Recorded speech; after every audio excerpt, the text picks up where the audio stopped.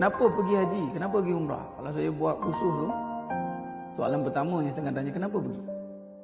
Kalau kata dah sampai masa, dah kota dah ada, duit dah cukup, masa semua dah ada, itu salah jawapan. Pergi sebab menyahut panggilan Allah. Labbaik Allahumma labbaik. Talbiyah itu. Kadang-kadang kalau dia tak ada duit pun, tapi sekiranya Allah nak dia datang, maka Allah adakan duit untuk dia melalui orang lain, macam-macam cara. Kalau dia tak ada masa, tuan, tapi Allah nak dia datang, maka Allah luangkan masa untuk dia.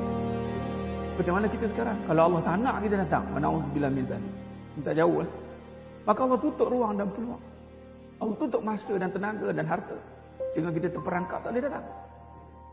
Nampak? Tapi nak bagi tahunya, ini kemuncak ibadah rukunnya. Kalau balik pada haji itu kena graduate lah. Graduate. Graduate balik haji dia graduate sepatutnya. Dia dah complete, pass. Rukun Islam yang 5 tu complete. Sebab tu orang ramai yang balik pada haji dia akan nampak satu perwatakan, penampilan, percakapan mesti berbeza daripada sebelumnya. Dan ramai orang juga kaitkan, aku belum bersedia nak pergi sebab belum bersedia nak berubah jadi baik. Macam-macam lah tanggapan yang silap kadang-kadang.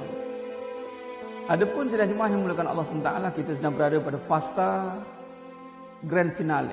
Grand finale itulah. Kalau dulu, sebulan yang dulu, kita menunggu kemuncak Lailatul Qadar.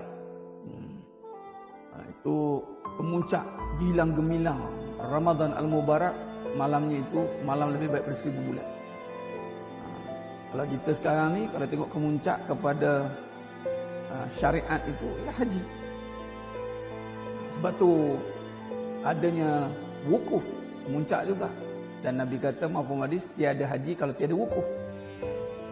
Waqaf. Wukuf ni apa? Waqaf, berhenti. Apa nak berhenti? Berhenti daripada ingat makhluk. Berhenti daripada berharap kepada makhluk.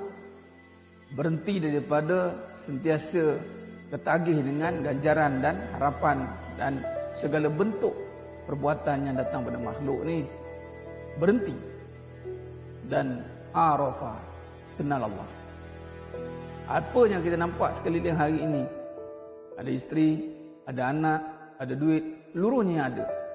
Kerana sifat Allah yang maha ada. Itu saja. Sebab tu dalam kalimah talbiyah itu, labbaik Allahumma labbaik, labbaik la syarika lak labbaik.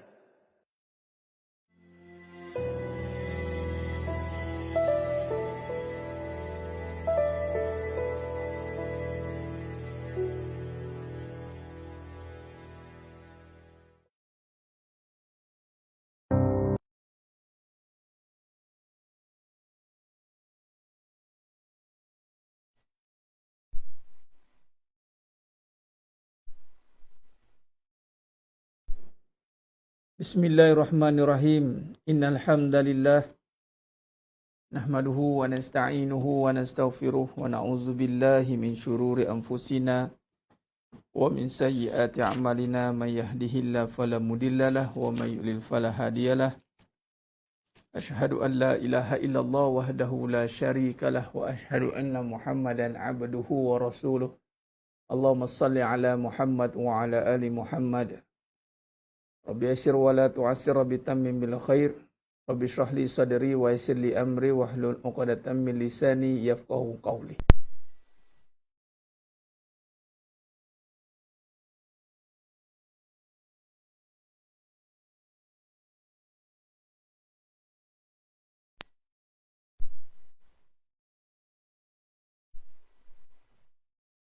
Allazi la ilaha illahu Al-Malikul Quddusus Salamul Mu'minul Muhaiminul Azizul Jabbarul Mutakabbir. Subhanallah amma yushrikun. Huwallahul khaliqul bari'ul musawwiru lahul asma'ul husna. Yusabbihu lahu ma fis samawati wal ardh wa huwal azizul hakim. Wala hawla wala quwwata illa billahil aliyil azim wala manja minallah illa ilaihi. Amma ba'du. Ayuhal mu'minun, ittaqullah. Usikum wa iyaya bitaqwallah faqad fazal muttaqun. Allahu akbar, Allahu akbar, Allahu akbar, walillahil hamd. Alhamdulillah, sidang jemaah yang muliakan Allah Subhanahu wa taala.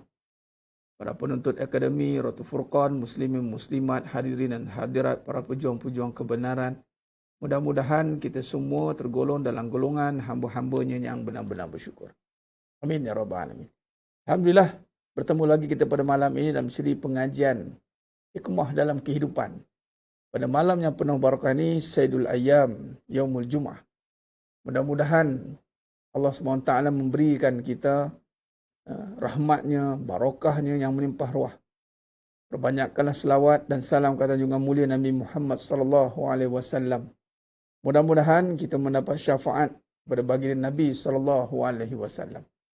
Alhamdulillah sedang jemaah yang mulakan Allah SWT pada yang sudah bersiaran, yang sudah bersama-sama dengan saya pada malam ni. Alhamdulillah, insya-Allah pada malam ni kita akan menyambung perbahasan pengajian kita dalam tafsir kehidupan ini. Tafsir kehidupan sandarkan kepada qawaid atau kaedah saf, yakni akhlak yang dipecah pada 4 bahagian. Dan malam ni kita masuk pada perbahasan masih membincangkan tentang bagaimana nak menundukkan perasaan ataupun menundukkan nafsu, tuan-tuan. Saya lebih menggunakan kalimah perasaan kerana ianya sesuai dengan keadaan ataupun uruf semasa. Keadaan tu menggunakan perasaan-perasaan. Itulah dia perbincangan tentang nafsu. Baik, sebelum kita meneruskan pengajian kita pada malam ini, insya-Allah, mari sama-sama kita lazimi dengan sama-sama membaca surah Al-Hadid sebagai perisai kita. Surah Al-Hadid itu surah besi. Dan tambahan untuk pada hari Jumaat, terutama bermula pada malam ni, itu dianjurkan untuk membaca surah Al-Kahfi, insya-Allah. Baik, mari kita mulakan dengan sama-sama membaca surah Al-Hadid sebagai perisai ataupun kita panggil benteng kita. Benteng kita sebab dia pakaian besi kita, itulah dia surah Al-Hadid menjadi pakaian untuk kita berhadapan dengan segala fitnah ini. Kehidupan ni fitnah itu, segala cabaran dan dugaan. Maka bila kita amalkan surah Hadid ini, mudah-mudahan itu cabaran yang besar itu adalah dengan apabila keraguan itu, Jadi surah Al-Hadid ini membincangkan ataupun surah Al-Hadid ini fadilat atau kelebihannya adalah menghilangkan keraguan. Dan padanya itu ada kelebihan, kata Nabi SAW, ayat yang ketiga itu ibarat membaca lebih afdal, lebih fadilat, lebih baik daripada 1000 ayat. Masya Allah. Dan kita akan tutup dengan bacaan surah Al-Mulk. Jadi jemput semua juga sama-sama azam untuk sama-sama amalkan juga surah Al-Mulk ini di penghujung kuliah kita nanti, insya-Allah. Khair. Mari kita mulakan dengan sama-sama membaca umul kitab Al-Fatihah. A'udzu billahi minasy syaithanir rajim. Bismillahirrahmanirrahim. الحمد لله رب العالمين الرحمن الرحيم مالك يوم الدين إياك نعبد وإياك نستعين اهدنا الصراط المستقيم صراط الذين أنعمت عليهم غير المغضوب عليهم ولا الضالين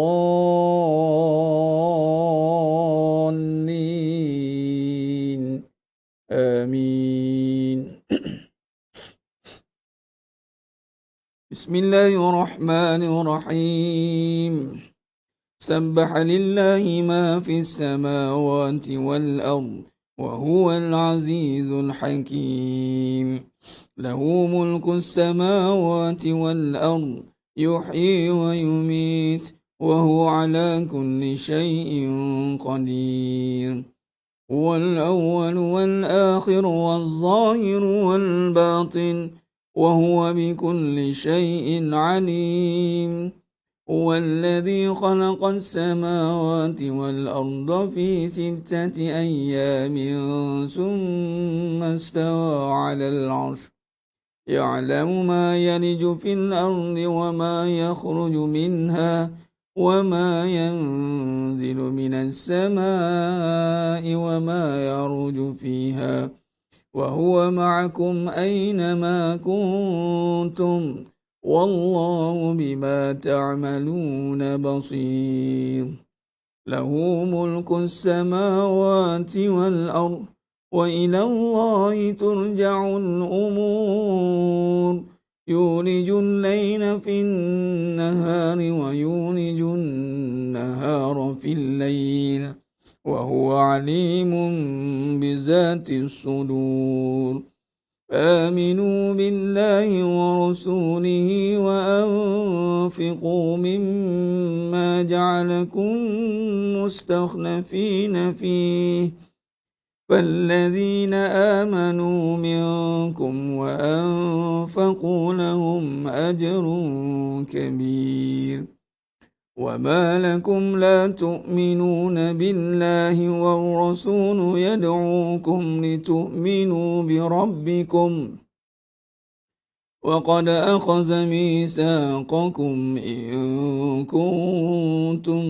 مؤمنين والذي ينزل على عبده آيات بينات ليخرجكم من الظلمات إلى النور وإن الله بكم لرؤوف رحيم وما لكم ألا تنفقوا في سبيل الله ولله ميراث السماوات والأرض لا يستوي منكم من أنفق من قبل الفتح وقاتل أولئك أعظم درجة من الذين أنفقوا من بعد وقاتلوا وكلا وعد الله الحسنى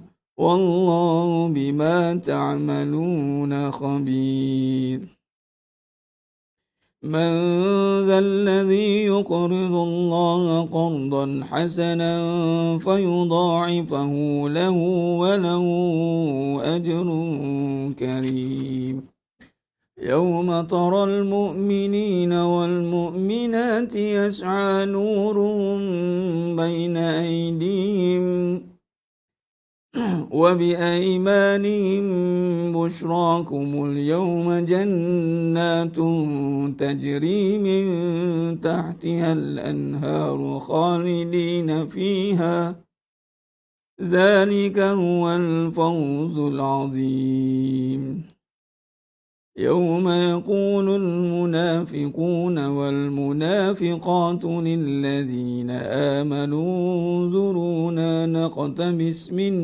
نوركم قيل ارجعوا وراءكم فالتمسوا نورا فضرب بينهم بسور له باب باطنه فيه رحمة وظاهره من قبله العذاب ينادونهم ألم نكن معكم قالوا بلى ولكنكم فتنتم أنفسكم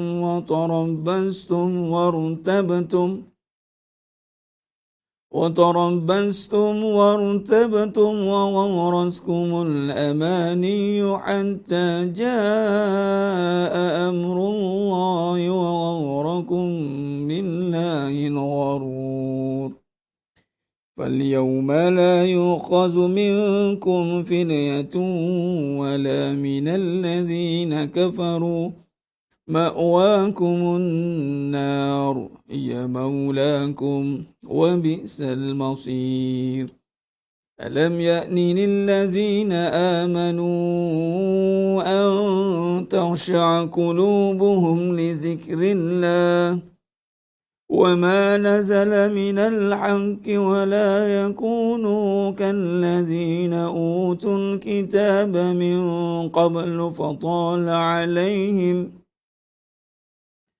فطال عليهم الأمد فقست قلوبهم وكثير منهم فاسقون اعلموا أن الله يحيي الأرض بعد موتها قد بينا لكم الآيات لعلكم تعقلون إن المصدقين والمصدقات وأقرضوا الله قرضا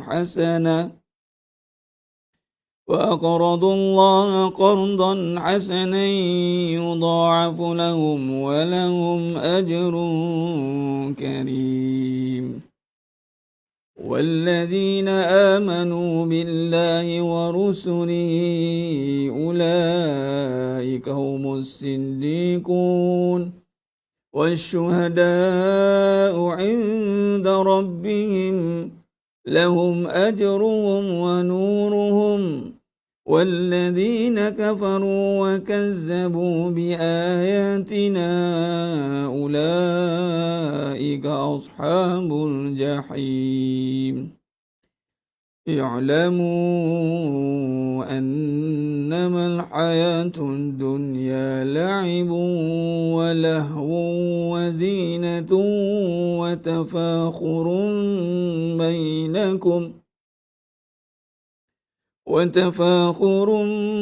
بينكم وتكاثر في الأموال والأولاد كمثل غيث أعجب الكفار نباته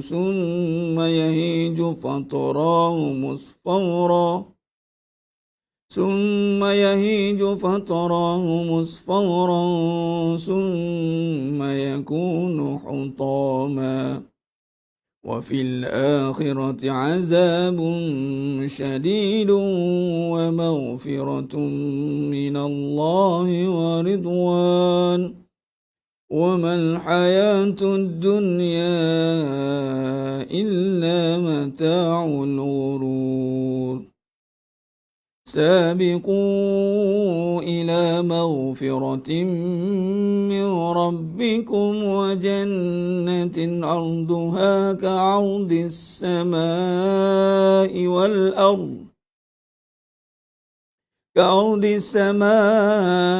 والأرض أعدت للذين آمنوا بالله ورسله ذلك فضل الله يؤتيه من يشاء والله ذو الفضل العظيم ما أصاب من مصيبة في الأرض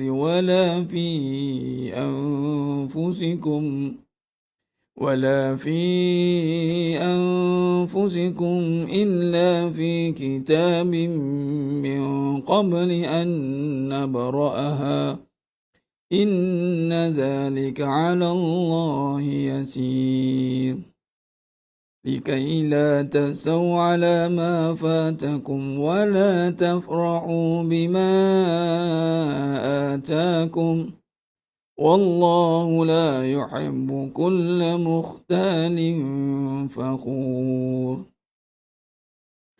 الذين يبخلون ويأمرون الناس بالبخل ومن يتول فإن الله هو الغني الحميد لقد أرسلنا رسلنا بالبينات وأنزلنا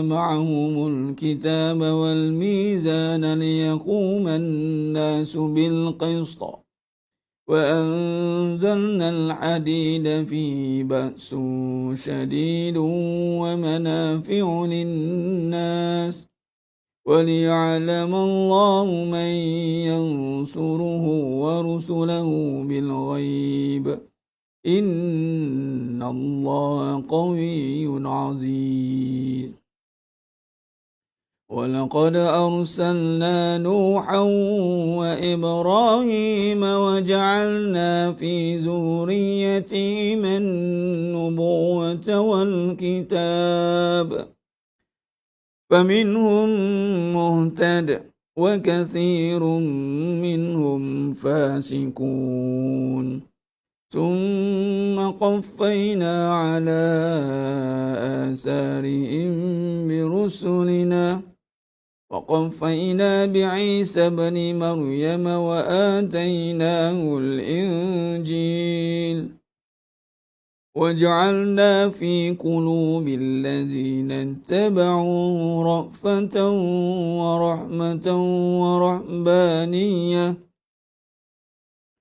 ابتدعوها ما كتبناها عليهم إلا ابتغاء رضوان الله فما رعوها حق رعايتها فآتينا الذين آمنوا منهم أجرهم وكثير منهم فاسقون يا أيها الذين آمنوا اتقوا الله وآمنوا برسوله يؤتكم كفلين من رحمته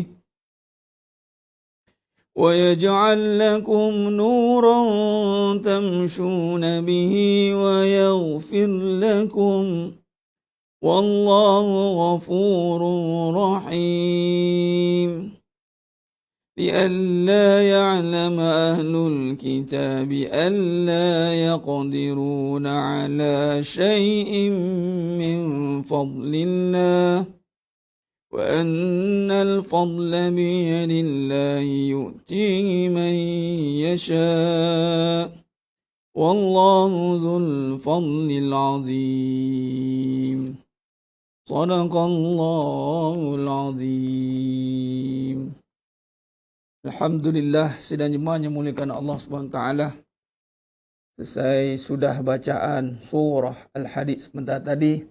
Alhamdulillah, syukur pada Allah SWT baginya Allah izinkan untuk terus istiqamah mengamalkan dengan bacaan surah Al-Hadid tadi. Mudah-mudahan sidang jemaah yang muliakan Allah Ta'ala, Allah berikan kita fadilatnya, dapat kesan daripada amalan yang dibacakan tadi. Jadi sidang jemaah yang menggunakan Allah SWT, alhamdulillah pada malam yang penuh barakah ini insya-Allah kita akan menyambung perbahasan tentang bagaimana menundukkan perasaan. Agama Islam itu agama kebenaran, bukan agama perasaan. Sia-sia kita mempertahankan perasaan di saat kebenaran disembunyikan, di saat suruhannya pada agama itu adalah menyatakan, menyampaikan kebenaran. Berpesan-pesan dengan kesabaran dan berpesan-pesan dengan kebenaran dan kesabaran. Wa tawassaw bil haqq wa tawassaw bis sabr.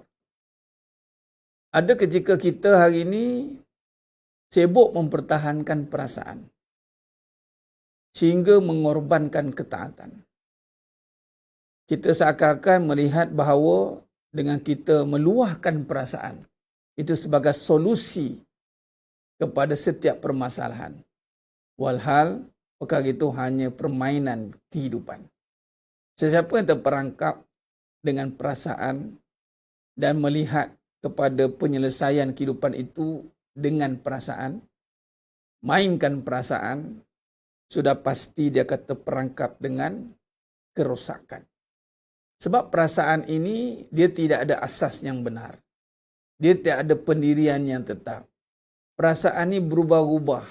Perasaan ini benda yang akan ada pada perbincangan yang ajilah, tergesa-gesa.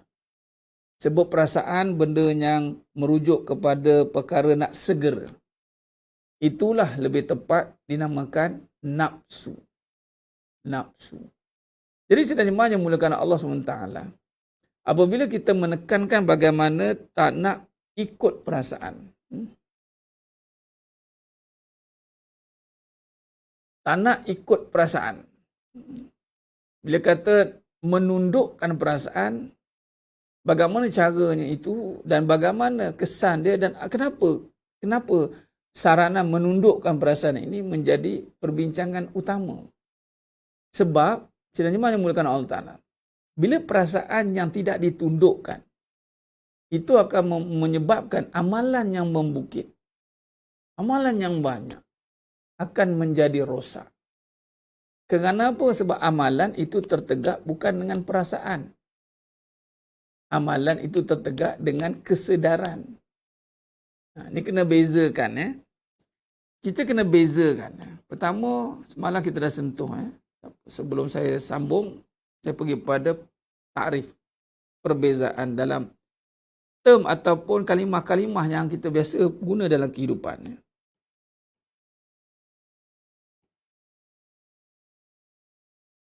Hati, perasaan, lepas tu sangkaan.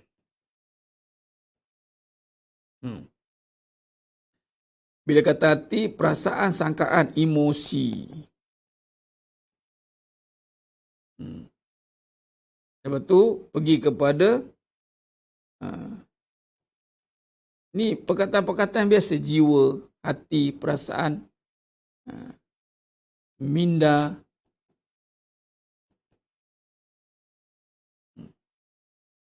Baik. Kalau kita lihat kepada kehidupan ni, sekali imbas, benda-benda inilah yang sering kita dengar dalam kehidupan ni, dan bila kehidupan ni dia melibatkan emosi, melibatkan minda, melibatkan hati, perasaan. Cuma persoalannya adalah bagaimana kita menilai kehidupan itu. Dia ada penilaian dia.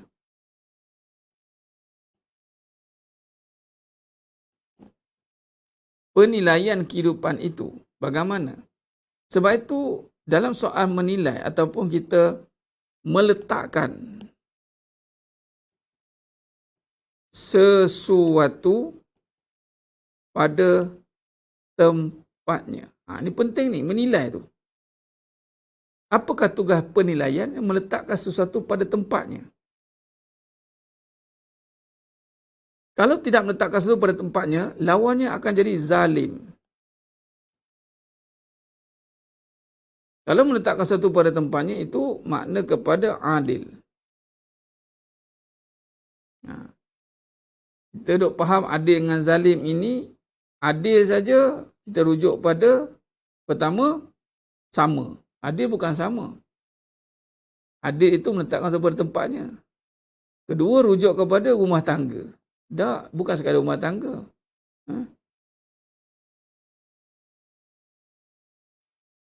Jadi sebenarnya yang mulakan Allah SWT, bila kata melihat kepada penilaian yang sebenar, apakah faktor yang mendorong kita untuk menilai? Sebab itu dalam kita nak menilai, sebelum ni kita dah sentuh tentang bagaimana mengurus keraguan. Saya dah sentuh. Dalam menilai, yang kita lihat itu, kita nak nilai kehidupan apa? Kita nak menilai kehidupan apa? Yang ada di depan mata ni kehidupan dunia. Jadi, bila kata kehidupan dunia, maka perbahasan dunia ini perlu jelas. Dunia itu apa? Kalau kita menilai kehidupan dunia, lalu kita letakkan hati, perasaan, sangkaan, semua ini pada perbincangan dunia. Faham maksud dia? Maksudnya semua benda kita nak jadikan topik dunia ni, kita cuba kaitkan dengan emosi, dengan jiwa, dengan minda, dengan sangkaan. Walhal setiap perkara ini ada takrif dia dan ada kegunaan dia sebenarnya. Tapi kena letakkan balik pada tempat dia. Tapi kita letakkan hati pada dunia, perasaan pada dunia. Sangkaan tak tahu apa. Kita tak tahu akan takrif dia. Maka di situlah akan bercampur aduk. Pertama ni, kena jelas dulu. Bila bercampur aduk, kita akan bercakap tidak mengikut keadilan yang sebenar. Tidak meletakkan satu pada tempatnya. Ini yang bahaya. Bila beramal, kita beramal tetapi tidak memahami keadaan yang yang kita faham. Contoh, tidak memahami apa itu tentang hati, tidak memahami apa itu tentang perasaan, sangkaan ni tentang apa, tapi kita selalu sebut dalam kehidupan. Emosi lah, jiwa tak tenteram, minda tak terurut, selalu kita sebut. Kadang-kadang tu, bila dah sebut, nak menyusunnya itu pula, jadi satu masalah pula. Contoh, ada satu kenyataan, dia panggil kalam batin. Dia kata apa? Orang lelaki ni banyak menggunakan minda, akal lah katanya. Orang perempuan banyak menggunakan hati. Nampak? Peletakan pun dah salah dah. Minda, hati. Maknanya hati ni rujuk apa? Dia merujuk pada apa? Jadi dia melihat bahawa kehidupan dunia ini banyak memainkan hati. Cerita tentang hati itu bagaimana? Ini maksudnya persoalan itu. Sebab itu, sedang jemaah yang muliakan Allah SWT, ia perlu kepada penilaian yang sebenar.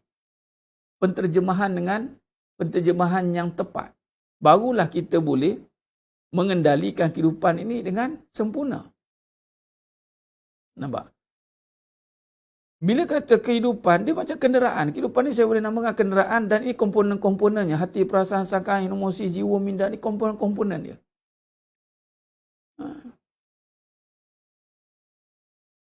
Wanita dengan lelaki itu punya komponen yang sama. Itu bukan hadis wanita 9 nakal 91 tu, itu bukan. Itu bukan perbahasannya Siti Khadijah.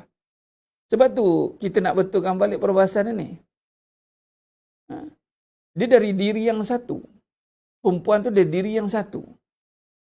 Sebab itu adalah lebih baik bila kita belajar, bila kita nak mengaji, ada lebih baik ketepikan dulu persoalan-persoalan itu sebab dia akan jadi keliru tu lah. Macam mana pula dengan ni? Bagaimana dengan itu? Nampak tidak? Sebab itu kata kosongkan. Jangan timbulkan lagi persoalan. Anggaplah bila kita belajar, kita sedang memperbetulkan terus siap-siap. Tu. Apatah lagi tentang tajuk tentang perasaan ni.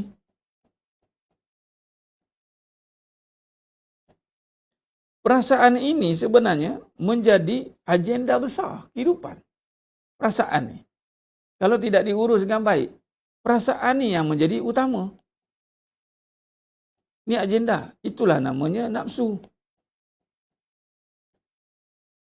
Jadi sekarang ini kita kena letakkan balik perbahasan dia. Kita kena letakkan balik perbahasan, contoh perasaan. Perbahasannya tentang nafsu. Nampak? Dan menjadi utama tu kerana apa? Sebab nak tundukkan dia. Kita nak tundukkan perasaan ini. Dia jadi kerja utama. Sebab apa kerja utama? Sebab perasaan ni dia akan memberi kesan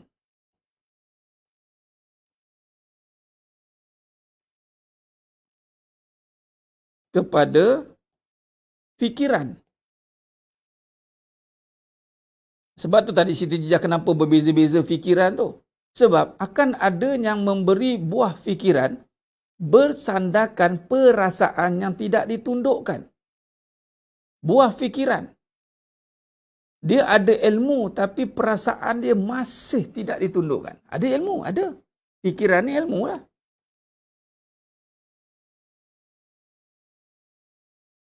Dia akan memberi kesan pada ilmu tu. Ilmu tu akan jadi rosak kalau bila kata nafsu masih tidak ditundukkan. Jangan main. Sebab tu jejak utama. Bila soal perasaan ni dia menjadi utama, dia dinamakan juga emosi. Baik. Lalu dikatakanlah manusia ini mempunyai perasaan yang tidak stabil. Manusia ini ada perasaan, ada hati. Apa peranan hati? Ini kena tahu. Kita kena tahu komponen-komponen ini, tuan-tuan. Sebab itu, kita kena letakkan kembali penilaian. Tu. Adil tu nombor satu tu, adil tu. Adil tu, itu dah pergi pada jujur. Jujur, alaikum bisidik. Sebelum kita nak buat kebaikan, ni diperlukan. perlukan kefahaman-kefahaman tadi. Kalau main terus-terus saja buat baik tanpa perlu kepada penjelasan, maka itu sebab kebaikan itu menjadi fitnah balik bagi dia. Menangis-nangis kawan tu nanti kan kena. Kan? Lepas tu kita rasa terkesan dengan kebaikan yang tidak diendahkan. Jadi memang perasaan ni memang utama. Lalu memandangkan perasaan sebab dia akan memberi kesan kepada fikiran. Perasaan lah. Dan bila kata kesan pada fikiran, daripada fikiran ini, dia akan turun kepada perbuatan. Ini saya pernah bincang dah sebelum ni. Bagaimana fikiran atau dipanggil akal. Maka perbuatan yang terkesan oleh perasaan tadi, fikiran yang mendorong perbuatan, yang bercampur aduk dengan perasaan tadi, maka perbuatannya akan menjadi perbuatan yang buruk. Rosak. Walaupun rupa bentuk perbuatan dia baik. Perbuatan baik, tapi buruk. Ustaz, baik tapi buruk, baik tapi rosak. Kenapa perbuatan ni baik tapi buruk, baik tapi rosak? Rupa bentuk perbuatan tu baik, tapi isi dalam perbuatan tu buruk. Ni bahaya. Contoh, katalah kita ambil perbuatan solat. Perbuatan dia baik, tak salah. Solat tu tak salah. Tetapi isi kepada solat tu buruk. Itu tak? Akhirnya dia tidak mencegah mungkar. Fahsya wal mungkar. Maka apa isi dalam pada solat tu jadi buruk? Itulah tadi. Yang mana solat yang telah dipengaruhi oleh nafsu tadi. Akalnya memikirkan. Akalnya didorong oleh nafsu. Maka nafsu yang telah dipengaruhi oleh akal yang telah dipengaruhi oleh nafsu itu, maka dia mempengaruhi ibadahnya. Contoh, datanglah fikiran yang terpengaruh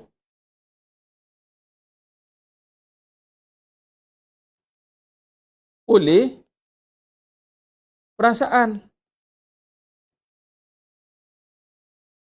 Apa maksud fikiran yang terpengaruh perasaan ini? Maksudnya apa? Apa perasaan ni nak? Perasaan ni satu je cerita dia. Keakuan.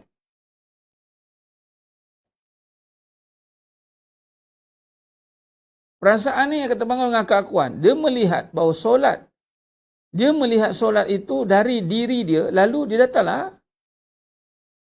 datanglah sifat riya. Ini yang kata nampak baik tapi buruk. Ni.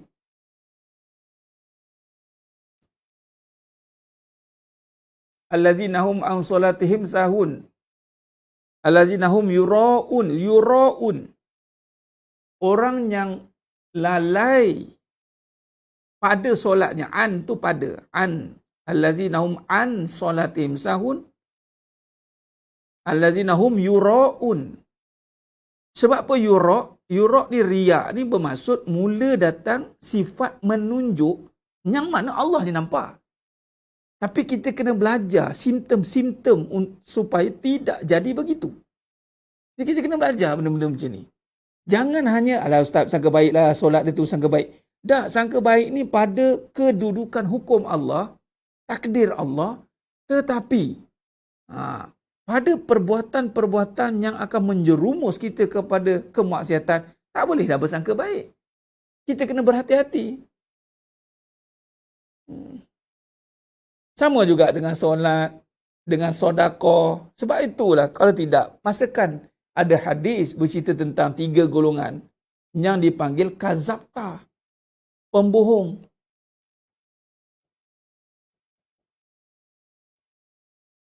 Hadis yang panjang dan Riyadhus Shalihin, pertama, orang yang Ahlul Quran, orang yang sedekah, infak. Ahlul Quran, tilawatul Quran.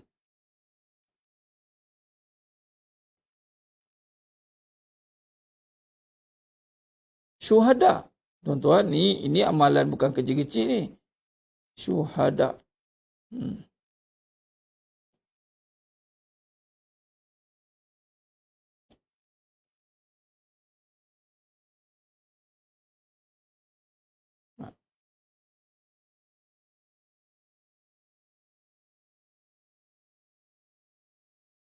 Pendekatan Tuan Azim mesti jangan terkesan lah. Jangan ambil tahu. Sebab tu jangan ada, orang kata, perasaan yang cerita dia adalah cenderung untuk meletakkan kebendaan dan keadaan itu. Cenderung dia. Kecenderungan untuk meletakkan keadaan yang menentukan kebaikan itu. Keadaan dia ni tengok, dia ni baik. Oh, dia ni dia tengok luar je. Jadi lebih baik kita keluar daripada perbincangan keadaan tu. Jangan ikut campur lah. Tapi itulah yang seronoknya kan. Ramai tu view ratus-ratus ribu kan. Tak apa lah nak buat macam mana. Dan itu perasaan ni seronok kan. Sebab keakuan seronok.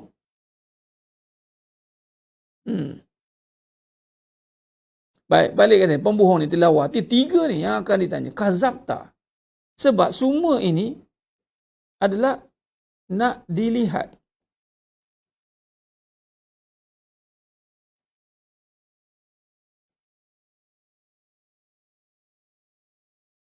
Oleh siapa? Oleh manusia. Kat mana boleh nampak ni? Ini kerja hati. Hati dia tersembunyi. Dalam dia ada penyakit hati. Tapi kenapa boleh tersembunyi tadi? Sebab dipengaruhi oleh fikiran, yang mana bila fikiran yang dipengaruhi oleh nafsu, maka hatinya itu maka berpenyakit lah.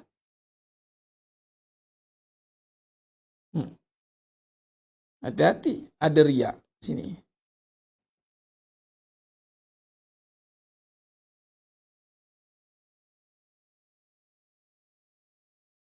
Maka sebab itu nafsu ni menjadi kerja utama dalam konteks perbahasan kita dalam kehidupan. Sebab tu ya Tuan Azrin, saya komen kan, ada komen saya buat kat status, kemudian saya buat komen umum walaupun ada berkaitan dengan certain isu, tapi saya komen umum. Saya tulis apa? Saya tak nak sibuk hal orang. Saya tak nak sibuk hal orang. Tapi saya nak ambil pengajaran daripada apa yang berlaku. Itu cerita dia. Jadi lebih baik kita mengambil pengajaran daripada ambil sibuk hal orang. Pengajaran. Walaupun kita nak tahu, tapi ambil pengajaran apa. Kalau tak boleh nak ambil pengajaran, diam je lah.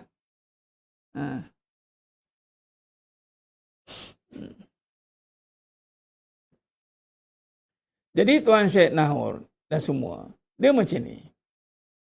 Dalam bab perbuatan, sebab tu kita kena faham kedudukan perbuatan. Contoh macam sedekah tadi semua tu kan. Baik, sekarang ni cuba tengok ni. Kita pergi pada topik dia. Topik dia sekarang ni, agenda kita, perasaan ni nak ditundukkan. Perasaan ni agenda, saya tulis balik ya.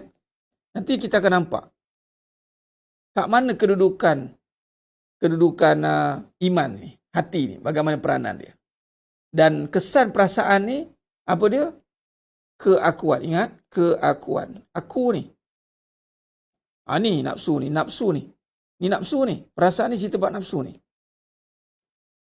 Apa pun cerita dalam amalan, nak menundukkan keakuan. Apa saja amalan, mesti nak tundukkan keakuan. Dia nak tundukkan. Amalan apa pun. Bentuk apa amalan. Sedekah. Quran. Semualah amalan-amalan ni, pastikan nafsu keakuan dia tunduk. Okay. Baik, bagaimana nak tunduk keakuan ketika melakukan amalan? Terpengaruh dengan keadaan. Bagaimana nak tundukkan keakuan, nak hilangkan keakuan? Apa maksud keakuan ni? Melihat diri ada kelebihan atas amalan ni. Melihat dia ada kelebihan. Okay. Bagaimana nak hilangkan keakuan itu di saat amalan yang dilakukan ini mengikut keadaan? Nah, ini kita kena perjelaskan. Sepatutnya semua amalan tidak melihat diri ada kelebihan. Tak ada.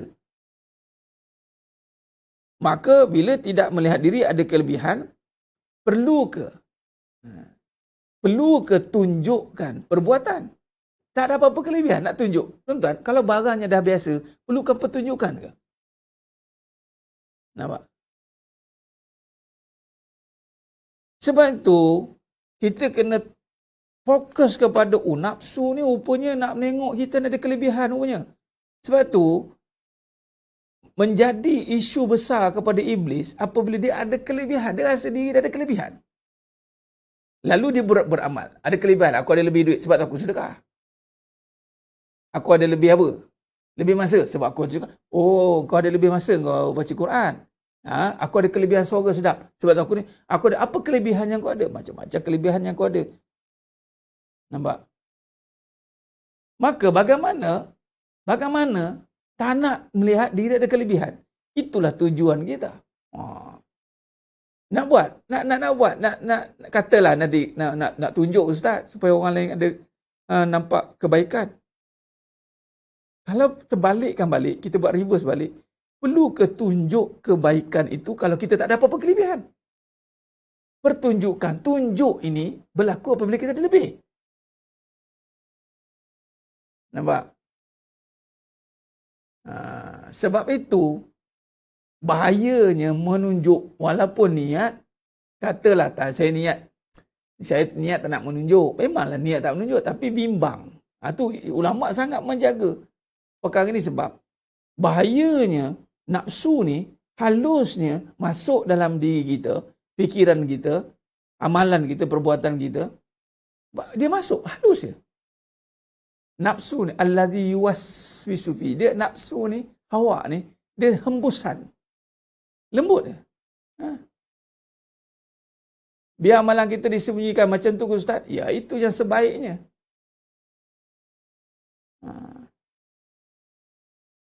Itu yang sebaiknya. Malah nak sembunyikan, dia begini, bagaimana nak sembunyikan kalau itu bukan kita punya? Jadi, datang balik keadaan yang tak ada apa benda yang nak ditunjukkan. Sebab tak ada benda nak disembunyikan. Sebab tak ada. Faham tak maksudnya? Maksudnya begini. Ni. Saya nak bagi poin kat situ supaya saya masukkan poin seterusnya. Sebab itulah perasaan ni, nafsu ni, perlu yang menjadi keutamaan itu datangnya peranan hati, jiwa. Ini katanya perbahasan tentang jiwa ni. Jiwa ni tuan-tuan, yang akan menguasai balik perasaan. Sebab tu, jangan campur adukkan hati dan perasaan ini. Jiwa ni hati lah. Perasaan ini adalah keadaan. Perasaan ni keadaan sebenarnya. Keadaan diri.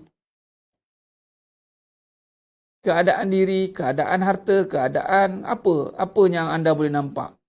Jadi, hati menguasai perasaan. Lalu tidaklah keadaan diri ini menguasai amalan dia. Nanti saya ceritakan bagaimana hati yang menguasai perasaan ni. Maka bila hati dah menguasai perasaan, maka tidaklah dia menguasai akal ni. Maka stoplah dia kat situ. Dia tidak bolehlah menguasai akal. Sebab telah dijaga oleh hati. Hati dah pegang perasaan ni. Maka akal ni bersih daripada gangguan perasaan. Akal ni pula telah dikuasai oleh jiwa. Hati juga yang menguasai akal ni. Maka akal akan berbicara soal hukum hakam.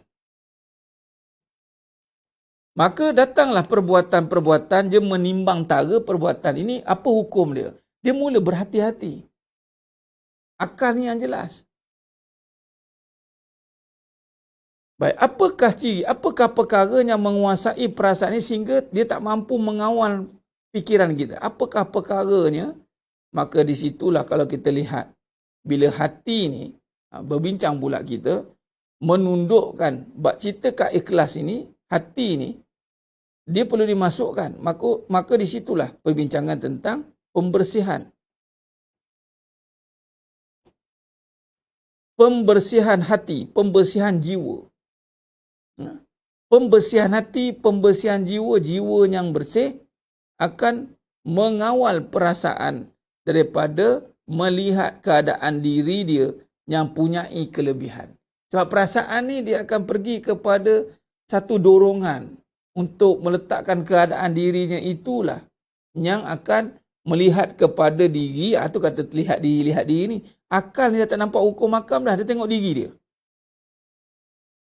Itu kata akal perasaan tadi dia, bila dia dan masuk dekat akal, maka akal akan pergi kepada keadaan diri dia, maka keadaan diri dia akan menentukan hukum hakam. Itu maksud dia. Maka di sini sedang jemaah yang mulakan Allah SWT. Apabila kita faham perkara ni, kita nak pergi kepada bagaimana emosi ini, perasaan ini berjaya ditundukkan apabila yang mengawalnya itu adalah rasa. Di sini saya gunakan perkataan rasa. Barulah kita pergi kepada perkataan yang lebih umum kita gunakan. Rasa, perasa. Di sini saya ulang lagi sekali.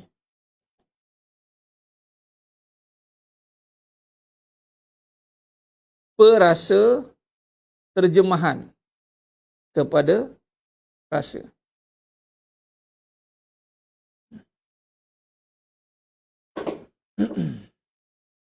Baik, bila sebut tentang jiwa, dia berbicara soal rasa. Soalnya di sini, apa rasanya nak kita pastikan ada dalam hati kita? Itu yang kita kena tekankan. Maka rasa yang mesti ada dalam jiwa itu itulah rasa yang kita bincang sebelum ini, rasa takut, khauf. Takut mana? Takut, bila sebut takut, rasa takut apa? Kepada Allah. Bagaimana nak membina rasa takut? Inilah perbahasan yang perlu ditekankan. Membina rasa takut kepada Allah itu mesti membawa kepada melihat. Hati ni jiwa, kekuasaan Allah. Mengenal kebaikan.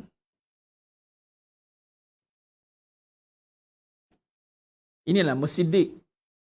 Alaikum bisidik. Takut. Rasa takut kepada Allah. Maka perasa yang keluar tu nanti, daripada takut itu, datanglah dipanggil perbuatan ataupun yang mendorong kepada perasa itu. Yang mana mendapat sumber yang benar.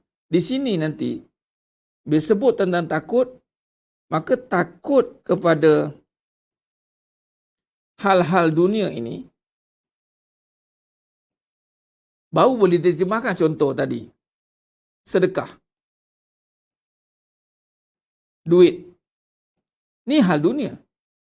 Maka disebabkan dah dapat daripada takut yang sebenar, maka hal-hal dunia ni, takut dia adalah bimbang.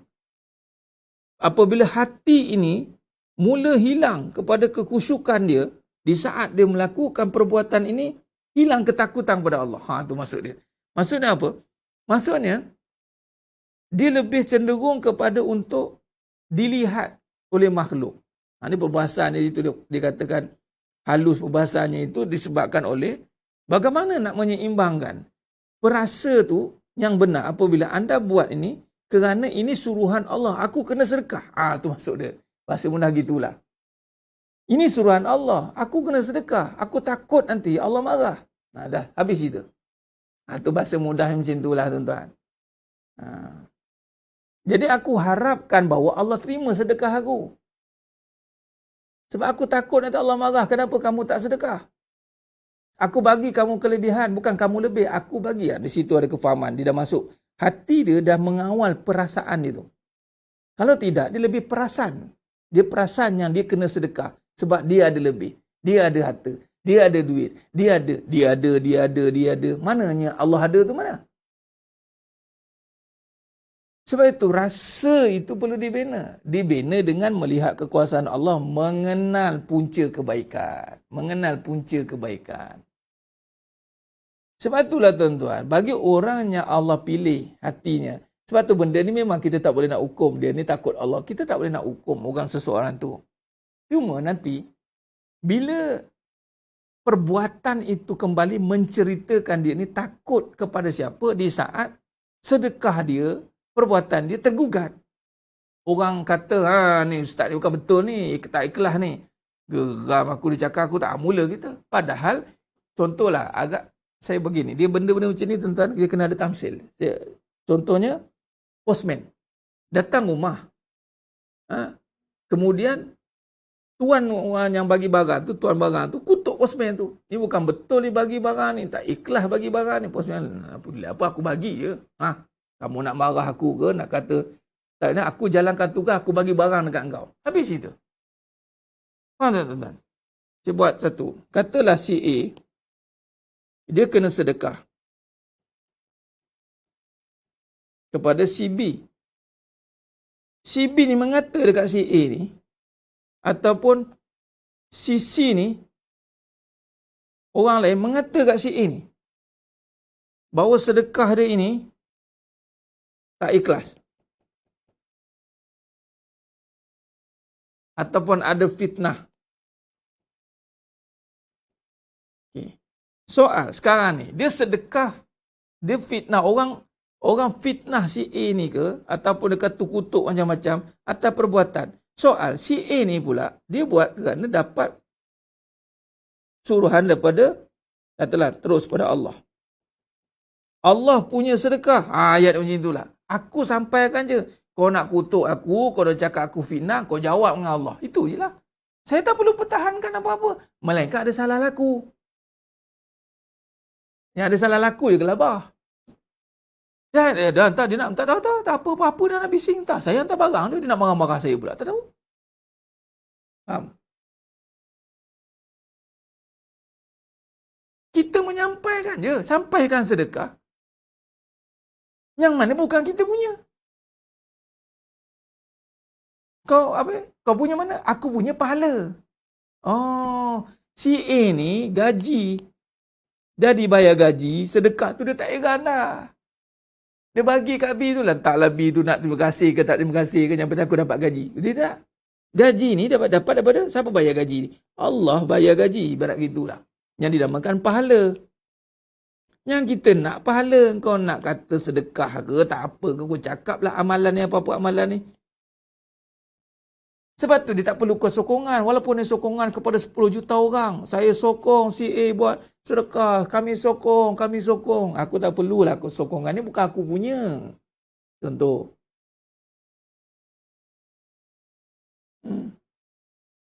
Sama nasihat. Samalah. Apa saja amalan lah. Samalah si A buat baik dengan si B. Katalah si B ni suami. Segala bentuk perbuatan jangan involve perasaan. Perasaan tak masuk campur pun sebenarnya. Perasaan tu dah ditundukkan sebab apa? Mana perasaan? Tak ada lah Ustaz. Sebab perasaan tugas dia nak nampakkan keakuan A ni. Perasaan duduk mana? Perasaan tu dah duduk dan diam. Dia dah tenang dah perasaan tu. Ya ayatuhan nafsul mutmainnah. Tenang. Apa fungsi perasaan? Perasaan ni, nampak? Perasaan yang dah ditundukkan, dia gembira dapat pahala. Macam mana tahu gembira dapat pahala? Ini rahsia lah. Tahu macam mana cakap? Dia sedekah, dia gembira. Orang kutuk ke, orang marah ke, I'm happy. Oh ya Allah, payah. Memang payah lah untuk nak buat. Saya cerita memang payah. Tapi nak cakap apa, benda ni memang tak boleh tipu. Tak boleh tipu. Kalau betul anda buat baik, anda akan gembira. Itu je soalan anda. Cerita panjang payah. Kalau betul anda buat baik, anda akan gembira. Nafsunya telah ditundukkan, adalah nafsu yang gembira berbuat baik. Kan? Apa bentuk? Semua kebaikan. Ni dah. Amalan ni kat sini duduk, perasaan. Perasaan pula duduk kat amalan ni. Tu jadi perasaan tu jadi perasaan tu. Bila sedekah, orang argue, ada pergi perasaan, pergi pegang kat sini. Amalan, pegang amalan. Perasaan pun cakap, dia kata kat engkau, B ni cakap kat engkau, A ni pula, kau tak nampak ke aku buat amalan ni? Aku susah-susah sedekah kat engkau, aku susah-susah buat ni, kau tak sikit pun Dia tak happy. Dia tak happy dengan sedekah tu. What's wrong?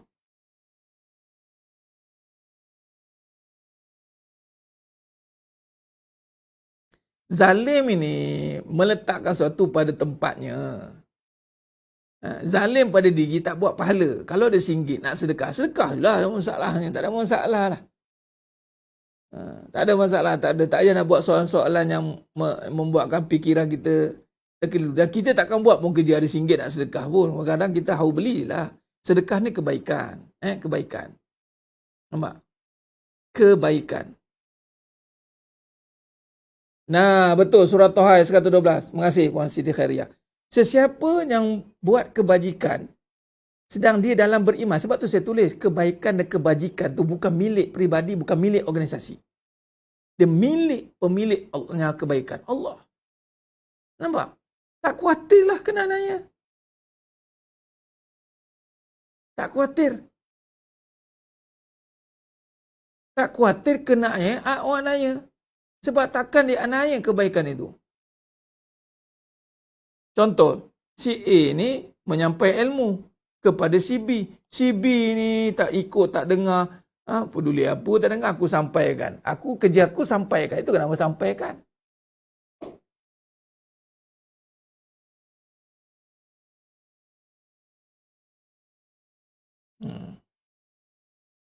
Jadi tak heranlah, memanglah kebaikan tu akan mengundang kecaman. Standard. Itu memang Allah buat macam tu. Sedangkan Nabi SAW yang maksum dikatakan gila, Nabi pun dikatakan menganiaya, menzalimi, Nabi. Ada satu yang mana, satu kisah riwayat itu, yang daripada keturunan itu, datanya puak-puak Khawarij yang dia persoalkan, dia golongan Ansar. Ketika Nabi agih-agihkan ghanimah, dia berbangun seorang lelaki persoalkan Nabi, taqullah, takutlah kamu kepada Allah. Katakan Nabi tidak bagi keadilan kepada ketika mengagihkan barangan. Nabi kena, tuan-tuan. Kita ni ada Nabi sedih. Dah, Nabi tak ada masalah Nabi nak sedih-sedih. Soal sekarang, kita pendekkan cerita. Kalau betul kita buat kebaikan yang telah tundukkan perasaan, yang ini perasaan dah pergi kepada ganjaran. Perasaan tu rasa gembira. Dan maka barulah ada kaitan dengan surah Al-Baqarah 45. وَبَشِّرِ الَّذِينَ آمَنُوا وَعَمِلُوا الصَّالِحَاتِ. Kabarkan berita gembira bagi orang beriman.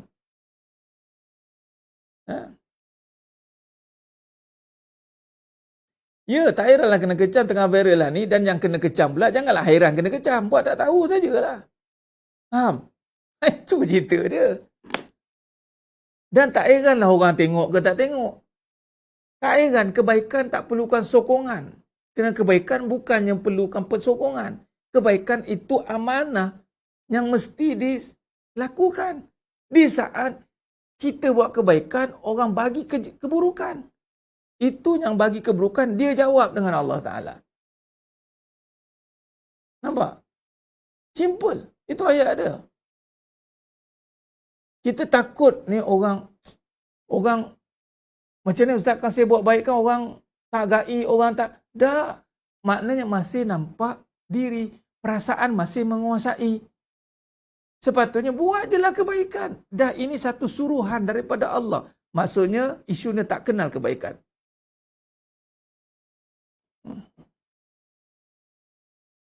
Benar tu Puan Mulira. Kebaikan yang bercampur dengan kebatilan, ini perasaan, maka kebaikan itu akan berhadapan kehancuran. Dia akan jadi macam beban kat hati dia. Macam rasa, saya buat kelas penat-penat, tak tahu, banyak ni je. Kita beria-ria ni. Contoh kan. Dia buat ignore je. Sebab tu guru yang sebenar, tak heran anak murid hilang pun.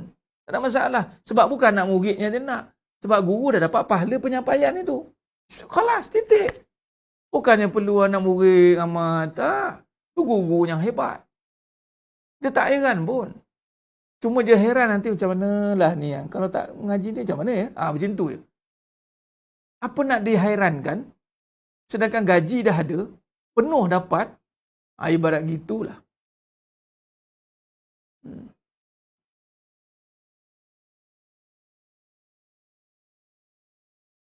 Jadi maknanya apa? Bila kata kebaikan, sebab tu kena bermula dengan kebenaran. Kebaikan bermula dengan kebenaran. Kalau tidak ada kebenaran, tiba-tiba nak buat kebaikan, namanya apa? Kebatilan. Itu nama kebatilan. Sebab tu kadang-kadang kita terasa terkesan. Benar tu Cikgu Amir. Sebab tu sentiasa perbarui niat. Guru saya cakap, perbarui niat, jaga niat. Sebab ketika kita buat kebaikan, kita terasa berkecil hati, rasa macam penat, rasa something wrong dengan kebaikan tu. Itu saja. Allah hantar orang, itu ujian, tu hak Allah. Tiba-tiba orang tak hargai, tiba-tiba orang cemuh, orang kecam, tiba-tiba datang. Dan secara logik, takkanlah aku buat kebaikan orang nak kecam. Tapi maknanya apa? Memang Allah wujudkan golongan untuk mengecam, nak melihat diri kita ini terancam atau tidak. Kalau betul, macam tadi surah Toha. Jangan kamu khawatir dengan kebaikan yang kamu buat itu. Jangan khawatirlah. Orang nak dengar ke, tak dengar ke, orang nak ikut ke, tak ikut ke, orang nak cakap apa ke, itu hak dia nak bercakap. Hak kita jaga hubungan kita dengan Allah. Jangan sampai lari kedudukan kita. Jangan lari kita punya stand kita, pendirian kita. Itu hati, rasa takut kepada Allah. Takut tak sampai kebaikan ini. Takut kita. Oh, ilmu ada ni. Takut aku. Kok mana pun cari jalan juga nak nyampaikan juga. Macam mana pun kena sampaikan juga. Itu maksudnya. Itulah para nabi dan rasul semua. Cari jalan juga nak dakwah, tuan-tuan. Cari jalan juga. Bukan sebab nak tengok. 112, ayat 112 tak silap saya. Bukan nak sampai, nak tengok siapa yang suka. Bukan nak tengok suka saya ke. Ni benda yang kena sampaikan. Walaupunlah yang mendengar tu tak tahan nak dengar. Sakit telinga dengar. Ustaz ni. Sebab tu saya banyak kali saya bercakap. Kebaikan, kebenaran tak perlukan sokongan. Saya tak perlukan sokongan.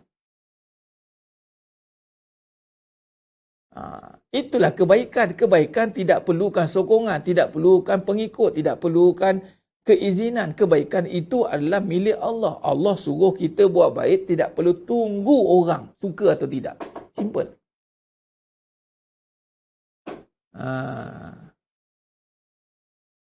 Jadi, perasaan yang ditundukkan bermaksud apa? Gembira melakukan kebaikan. Itu perasaan yang ditundukkan. Gembira melakukan. Bermaksud apa? Kebaikan tu ada potensi tak? Saya tulis. Ada potensi untuk dikecam? Ada. Contoh, isteri. Buat kebaikan pada suami. Baik. Dia buat kebaikan. Baik. Isteri ni ada perasaan tidak? Ada. Perasaan suami, perasaan isteri duduk kat mana? Ni, dia buat kebaikan ni, kebaikan. Apa untuk kebaikan? Macam-macam lah. Banyak nak katalah. Dia apa, orang kata apa? Dia mudahkan suami. Okeylah, dia mudahkan suami. Macam mana mudahkan suami, Ustaz? Tak banyak perangai. Tak ada perangai lah. Tak ada perangai. Orang nampak je. Orang nampak macam mana? Kau dia tunduk dengan suami tu. Kau tak ada apa-apa dengan suami. Tunduk je, tak ada perangai. Tu. Baik. Di mana perasaan isteri tu? Adakah duduk kat suami? Adakah duduk kat dia? Di mana duduk perasaan? Orang sampai kata isteri ni tak ada perasaan ke? Perasaan dia itu, si isteri dah duduk kepada ganjaran. Allah letakkan ganjaran pada ganjaran ini perasaan gembira. Tuan-tuan tahu ganjaran tu apa? Itulah perasaan gembira. Perasaan gembira memudahkan suaminya. Perasaan gembira buat diri dia tak jadi perangai. Walaupun suaminya perangai wa na'udzubillah min zalik. Ini perangai hardcore ni, hard rock cafe ni. Si isteri, dia tak letak perasaan dia kat sini. Tak ada. Kat sini pun tidak. Dekat sini pun tidak perasaan ni. Tapi di mana perasaan ni letak di sini? Bagaimana perasaan ni boleh berada di sini? Disebabkan oleh rasa si isteri ni ada rasa takut kepada Allah. Takut kepada Allah, maka rasa inilah yang memegang perasaan itu. Maka dia buat kebaikan, tak ada perangai ni. Walaupun suami dia perangai mengagam, isteri relax. Dia punya perasaan dah terkepung ni. Dia tak ada dah. Dia rasa terpegang tu. Dan rasa ini dijaga oleh Allah. Sebab hati, ya mukallibal qulub, sabiq qalbi ala din wa ala ta'ati. Rasa ni dijaga oleh Allah. Orang yang dijaga oleh Allah ni, Allah jaga rasa dia, Allah jaga perasaan dia. Sehingga akal dia juga turut tunduk lah. Maka akal ni digunakan untuk melakukan macam-macam kebaikan yang perlukan berfikir. Tuan buat kebaikan ni perlukan fikiran yang jernih. Yang jernih. Fikiran yang jernih dan bersih, dia akan banyak strategi dalam berbuat kebaikan. Nampak? Bukan kata tak ada perasaan. Perasaan dia telah ada pada ganjaran. Pahala. Dapat ada pahala gembira. Gembira walaupun suami dia tak hargai. Relax. Allahu Akbar. Kena benalah rasa takut ni. Lalu rasa takut ini memegang perasaan suami isteri ni. Dia tak perlu dah tak sempat lah nak bersedih. Sedih ni bila pahala jadi dosa. Tu je sedih. Dia mengenang dosa dia, ada sedih. Gembira pada pahala. Dia tak letaklah pada kebaikan ni. Kebaikan ni dah selesai. Dia sampaikan saja selesai. Nampak?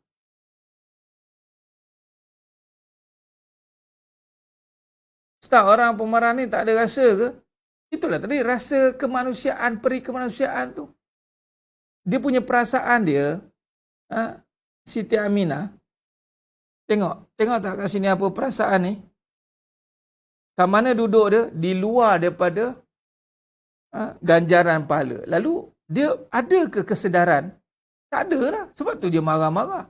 Orang yang ada kesedaran, dia tak adalah marah-marah. Dia tak adalah cari salah. Habis Ustaz? Okey. Perasaan marah tetap ada bila melibatkan ganjaran. Nampak tak duduk perasaan tu kat mana? Kat sini. Perasaan tu duduk kat sini. Ni. Bila ganjaran ni tergugat, pahala, ada marah kat situ. Benda yang mengacau pahala dia. Benda buat mamai dengan pahalanya. Itu. Tapi bukannya marah sebab kebaikan tak dihargai oleh suami.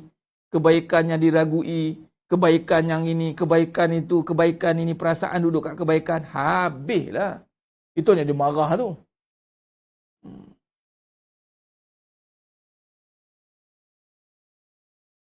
Nampak? Sebab apa jadi begitu Tuan Syed? Ilmu kata banyak. Sebab ilmu tu kat sini. Ilmu dia tidak fi sudur, ini hati. Ilmunya pergi ke hati, dia dah jadi faham. Ilmu pada akal jadi pengetahuan. Ilmu pada hati jadi faham. Sebab tu ilmu yang meresap ke hati, dia ada kefahaman untuk tidak bergantung dengan makhluk. Dia faham.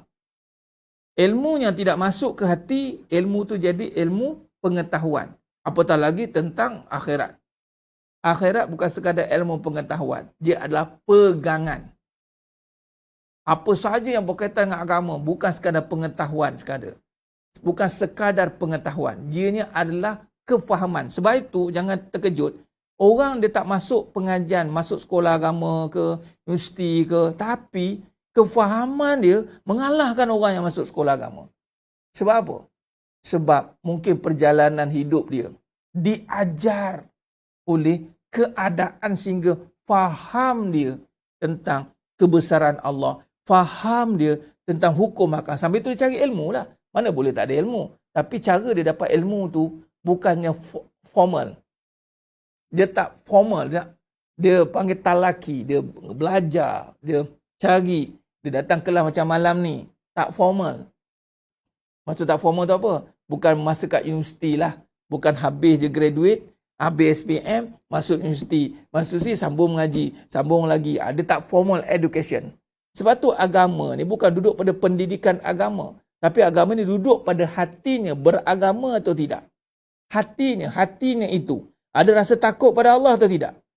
Kalaulah belajar agama tapi tidak ada rasa takut dengan Allah, itu bukan belajar agama. Bukan belajar agama. Sebab tu agama ni luas. Tak kisahlah nak tahu dia ni belajar betul ilmu tak betul, sesat ke tak sesat, dia takut Allah ke tidak.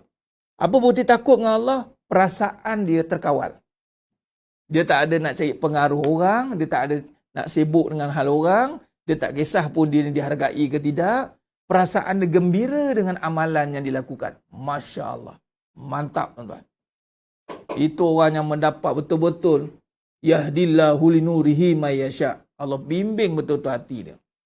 Dia dapat rasa tu tuan-tuan, dia seronok beramal, mengalahkan orang yang tahu banyak pasal amal, satu pun tak gembira bagi dia. Rasa macam beban pula mengajar. Beban betul mengajar ni lah. Payah betul, tak faham. Yang mengajar pula tension. Yang belajar, dengar, seronoknya belajar. Yang mengajar stres. Habis problem tukang mengajar. Hati-hati. Sebab tu tak boleh. Macam mana nak bawa ilmu tu ke hati, Ustaz? Ilmu tu kan bawa ke hati dah. Ilmu tu dari hati sepatutnya. Sebab tu kena bersihkan hati. Ilmu tu ke hati, bersihkan hati pada sifat-sifat mazmumah. Dunia.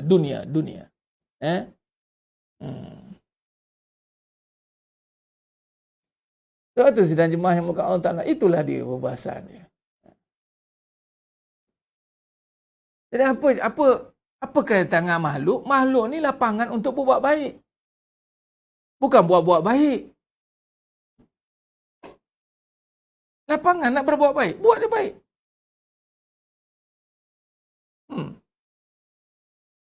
Jadi apa masalah dengan kebaikan yang tidak dihargai? Tak ada masalah lah. Sebab memang kebaikan tu bukan untuk dihargai oleh makhluk. Bukan. Malah bersedia untuk dibenci. Relax, Ustaz. Betul lah tu. Tak orang, saya nak sampai ke Allah. Betul lah tu. Kalau sampai ke Allah, tiba-tiba lompat orang, macam pelik juga lah saya. Saya pula, biar benar. Ya benar pula ni kan. Tapi kan betul lah tu.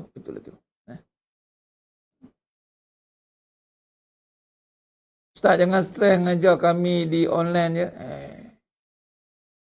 Dia, apa orang kata, ada ingat saya ada masa untuk sakit kepala.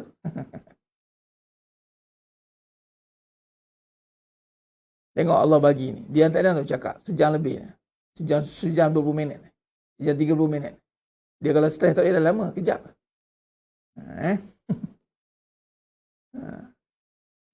Jadi sidang jemaah yang mulakan Allah SWT. Jadi itulah dia sikit sebanyak kesimpulan kita. Pada malam ni,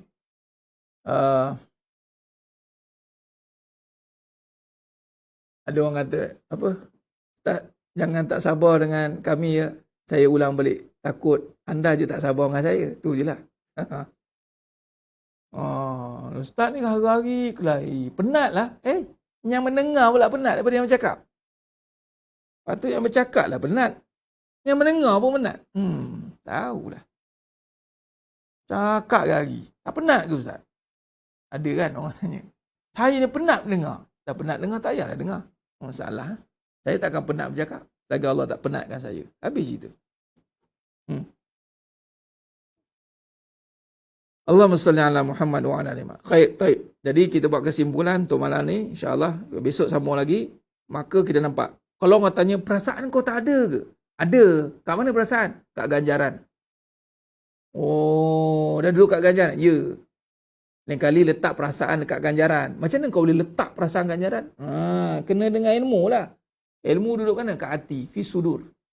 Hati tu kontrol. Dia akan bagi instruction. Kau kena seronok dengan ganjaran ni.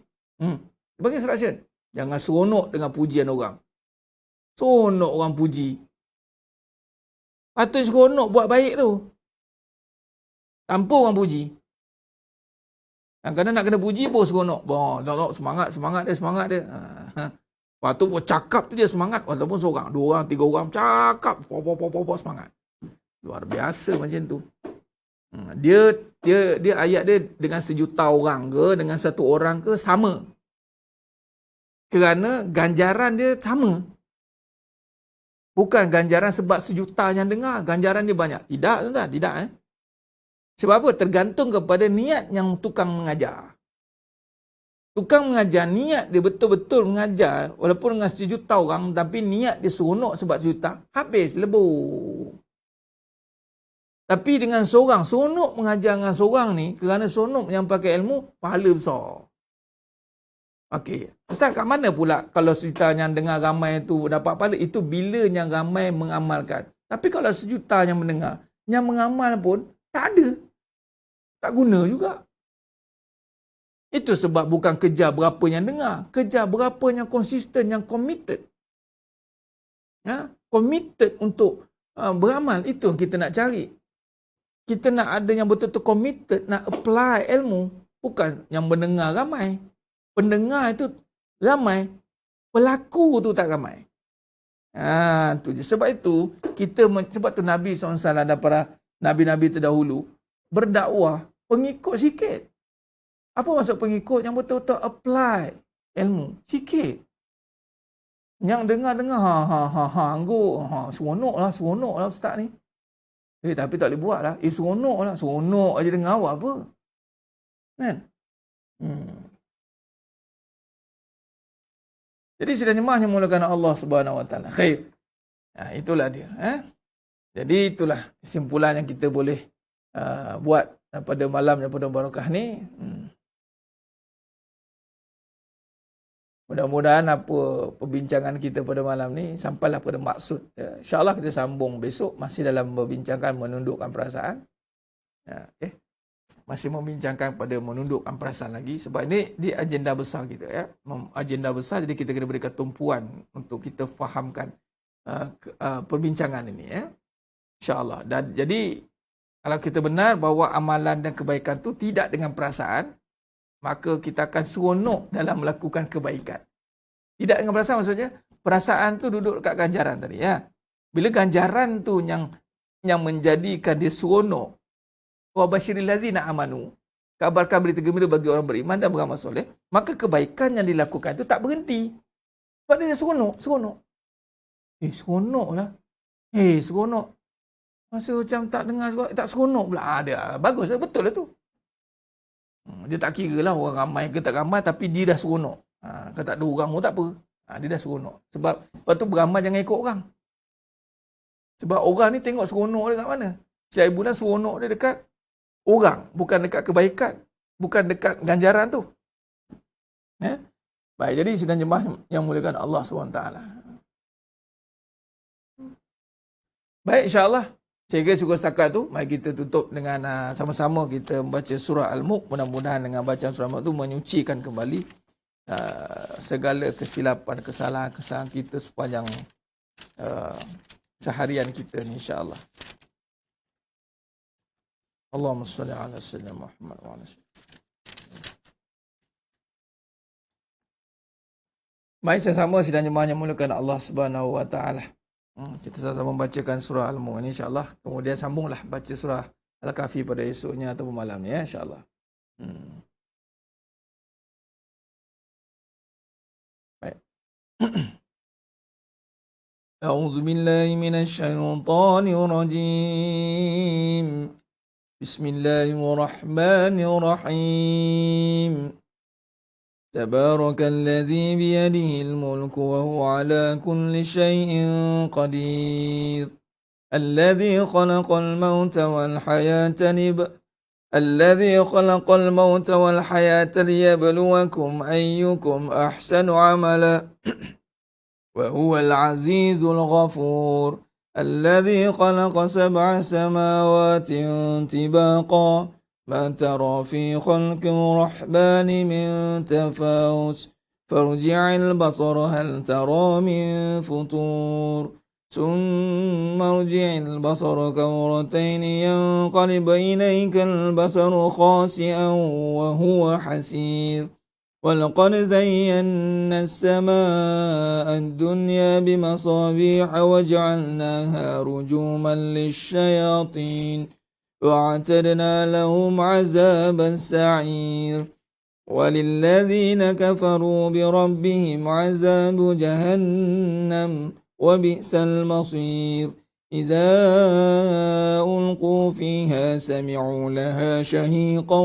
وهي تفور تكاد تميز من الغيظ كلما ألقي فيها فوج سألهم خزنتها ألم يأتكم نذير قالوا بلى قد جاءنا نذير فكذبنا وقلنا ما نزل الله من شيء إن أنتم إلا في ضلال كبير وقالوا لو كنا نسمع أو نعقل ما كنا في أصحاب السعير فاعترفوا بذنبهم فسوقا لأصحاب السعير إن الذين يخشون ربهم بالغيب لهم مغفرة وأجر كبير وأسروا قولكم أو اجهروا به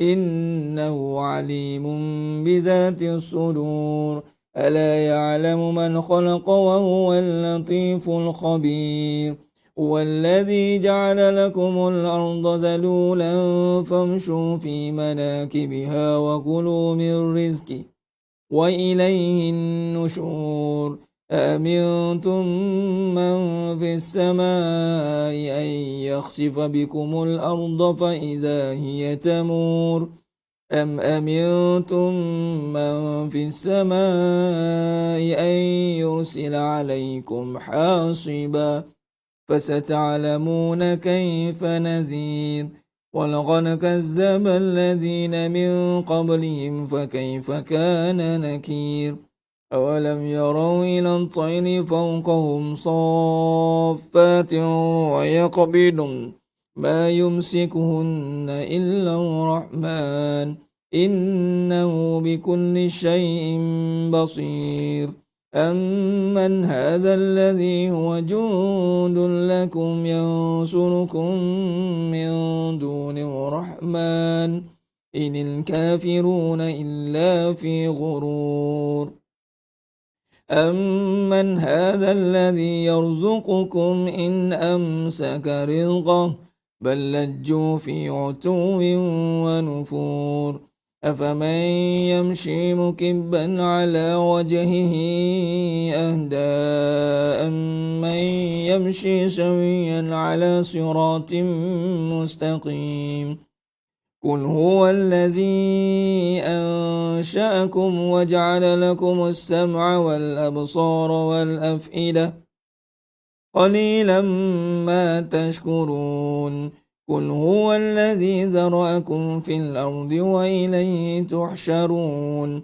ويقولون متى هذا الوعد إن كنتم صادقين قل إنما العلم عند الله وإنما أنا نذير مبين فلما رأوه زلفة سيئت وجوه الذين كفروا وقيل هذا الذي كنتم به تدعون قل أرأيتم إن أهلكني الله ومن معي أو رحمنا فمن يجير الكافرين من عذاب أليم قل هو الرحمن آمنا به وعليه توكلنا فستعلمون من هو في ضلال مبين قل أرأيتم إن أصبح ماؤكم غورا فمن يأتيكم بماء معين صدق الله العظيم. Alhamdulillah, sedang jemaah yang dimuliakan Allah SWT. Selesai sudah bacaan surah Al-Mulk tadi, bermaksud selesai sudahlah perbahasan kuliah kita pada malam ini. Perbanyakkan selawat dan salam ke atas junjungan mulia Nabi Muhammad sallallahu alaihi wasallam. Insya-Allah kita sambung pada pengajian kita pada esok malam, insya-Allah. Mudah-mudahan Allah rahmati kita semua. Mohon ampun maaf atas segala kekurangan, terkasar kata, tukuran bicara. Hanya Allah Taala sajalah yang mampu menyempurnakan perbahasan kita pada malam yang penuh berkah ini. Khair. Aku qouli hadza wa astaghfirullah li wa lakum wa bila taufiq wal hidayah. Wassalamualaikum warahmatullahi wabarakatuh. Kita tangguh dengan tasbih kafarah dan suratul Rahman. Subhanallah. Wal asr innal insana illa alladhina amanu wa tawassaw bil haqq. Wallahu a'lam bissawab. Takbir. Allahu akbar.